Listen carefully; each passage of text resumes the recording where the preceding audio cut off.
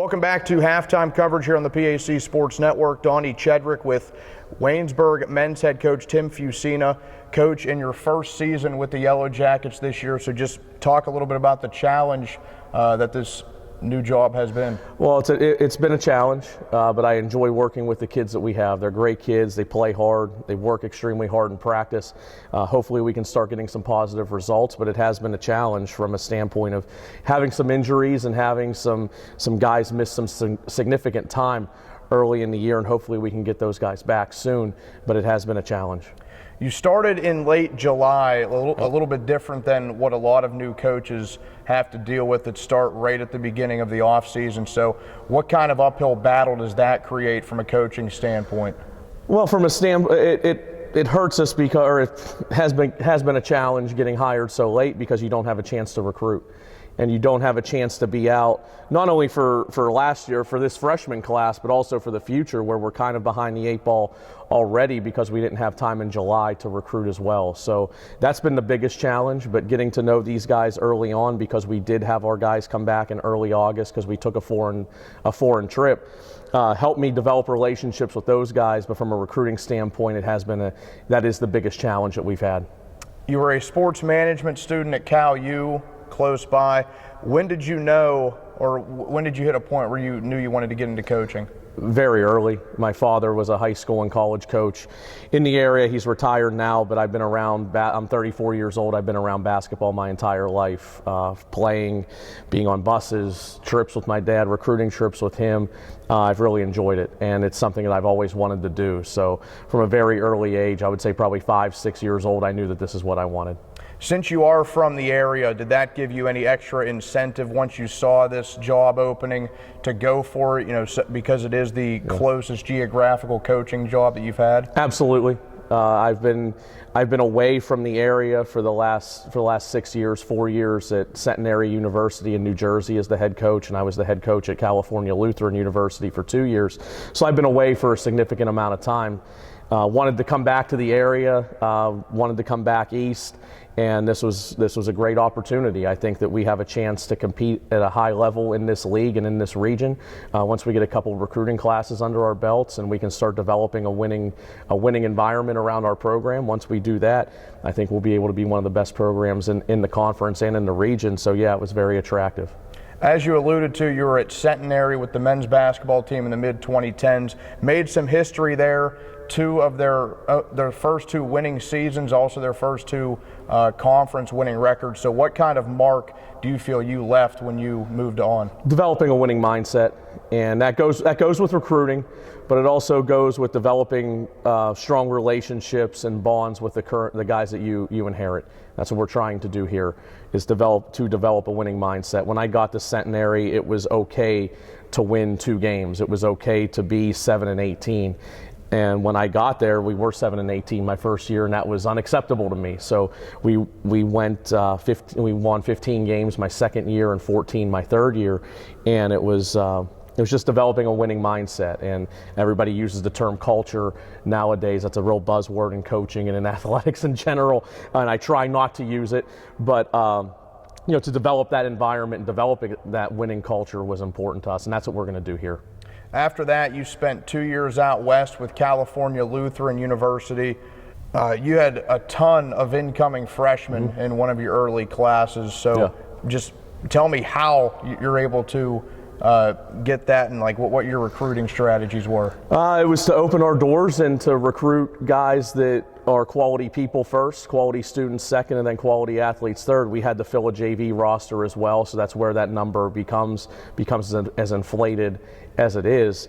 But it comes down to relationships. It comes down to being out on the road and recruiting at the college level in men's basketball is the most difficult sport to recruit in, because you have to be on the road constantly, but you also have to be on the floor with your team running practices every day. It's not like we play once a week or something like that. You got 2 games a week. You have to be out the other 5 days. So it's a very competitive environment, and that's we try to recruit great kids first, great students second, and then great athletes third, and just to develop those relationships was the key to that success. What are some differences you notice between basketball on the East Coast versus the West Coast in terms of playing and then, coaching things like recruiting? Yeah. Well, recruiting out there is different because there's only one Division III conference in California, and there's only two Division III conferences on the West Coast, one up in Oregon and Washington, the Northwest Conference. So you get a lot of Division II, a lot of NAIA schools that can throw money around to guys that you're recruiting. So you end up losing some quality student athletes, but you also end up keeping some of those recruits as well because they see the value in that education. In terms of how the game is played, East Coast versus West Coast, I would say here it's a lot more physical, which is kind of my mindset and how we want to play. It's a lot more tough, a lot more maybe half-court style, which is good for us and how I want our teams to play with a mindset and toughness to get to be successful on every possession of the game. So that would be the main thing I would say is a difference. Your team had a GPA of 3.51. Was that something you made sure to make Waynesburg aware of in the interview process as, something a key to get this job since this school takes academics so highly? Yeah, I think it has to be. I think that would be at any school. I think that's a number that I would throw around for what we've done because, like I said, we recruit great kids first, but second, they have to be great students because the last thing you want to have is, okay, this kid's eligible in the fall, now he's ineligible in the spring. You have a group of kids that are every other semester they seem to be ineligible or in some academic trouble, and we don't have the manpower, or we don't have the time to babysit. So we want guys that can get it done in the classroom and go to class, and that's the expectation we have in our program is that we go to class and we are successful academically. And some of the guys that we right now in our program have had drastic positive changes in their GPAs from the spring to this fall. Even though there are upperclassmen on this roster, every player is new to you, being that you are in your first year. So who are some veterans on this squad that you're kind of looking to be leaders throughout the year?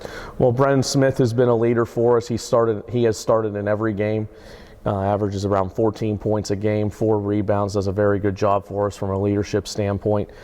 Frank Bozovic is a starter for us as well, and he was the first phone call that I made when I got the job, and somebody who I had a chance to get to know in my short time before the semester started, going to lunch with him a few times and getting to know him. And Cam Ald, who I think is probably our hardest worker and smartest player, able to understand angles and how to screen and how to get guys open.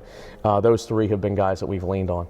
How about some of those younger guys, any freshmen or sophomores that didn't get many minutes last year, whenever you weren't here, that you were looking to see take that next step? Well, we start one freshman right now, Ryan Feldberg from Twinsburg, Ohio, left-handed point guard, doesn't turn the ball over, our best on-ball defender, does a great job keeping the ball in front of him and understands the way we want to play. So he's somebody that we're looking forward, not only through the rest of this year, but in his next 3 years to be a major contributor.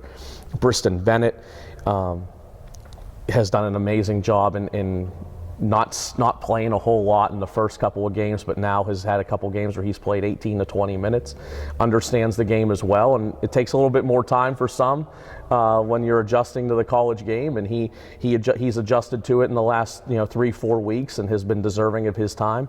And Isaiah Alonso, who's a 6'9", 6'10" post player, who we brought with us from Cal Lutheran, has started all but one of our games and has done pretty well too.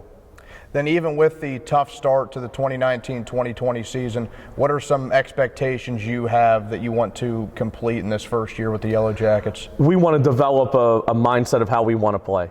We don't do a whole lot in terms, we're not a team that runs a bunch of plays or runs a bunch of defenses. We want to be great at a few things instead of average at many. So understanding concepts of screening, understanding concepts of cutting, changing the ball from side to side and getting great shots, and then developing a mindset that it's a defensive first program, which I know that's kind of different from how the game's played, but I feel that you can have better success if you stop people rather than trying to outscore them on a particular night. So a defensive mindset first, but also understanding how to play offensively second.